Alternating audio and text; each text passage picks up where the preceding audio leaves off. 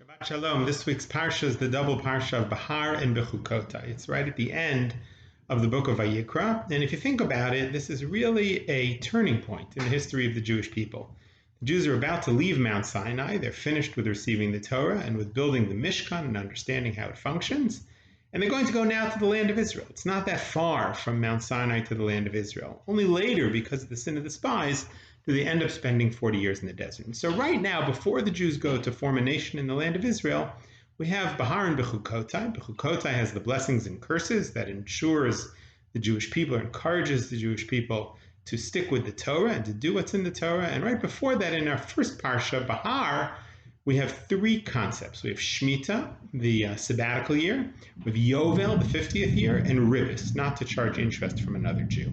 The Mea Shiloach, Rabbi Lanner, who was born in Tamashav and was the Rebbe in Ishbitz, known as the Ishbitzer, he says that each of these three concepts in the Parsha, these concepts that the Jewish people have to know before going to the land of Israel, they parallel three mystical realms. Olam, that is space, Shana, time, and nefesh, soul.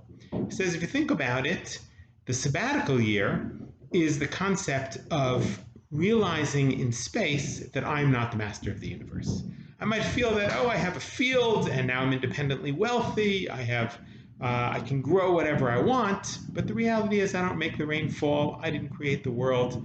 We are dependent on God. And so the sabbatical year comes to tell us, to put the brakes on, to realize that we are not in control of everything in the realm of space.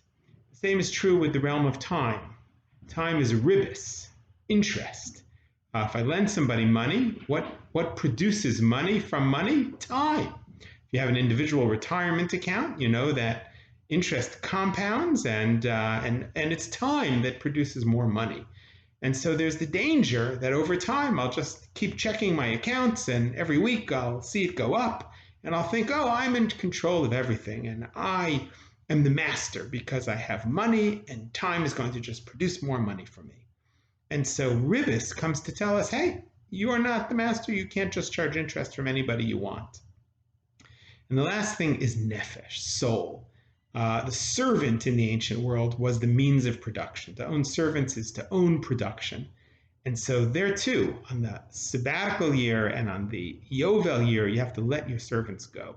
And so in this realm also, the Torah tells us in the realm of production, you are not the king. God is the master. There is a limit to how much power the human being can have. And I think this is one of the beautiful ways in which Judaism says to us, live within the world, 6 years out of 7, but realize that the world is not an end-all. You are not in charge of everything. Certainly in the Corona era, we realized this in spades, that we thought we have control over technology, control over our health, control over the world, and a little virus comes and it upends everything. And so I hope that very soon we'll be back together and we'll be in a healthy and a strong place so that indeed then, from a place of strength, we can realize that we are not the masters of the universe, rather than from a place of difficulty like Corona. I want to wish everybody a Shabbat Shalom. Have a good Shabbat, this end of the book of Vayikra, and hopefully we'll see each other outside, we'll see each other in Shul, and we can start to come together once again as a community more and more. Shabbat Shalom.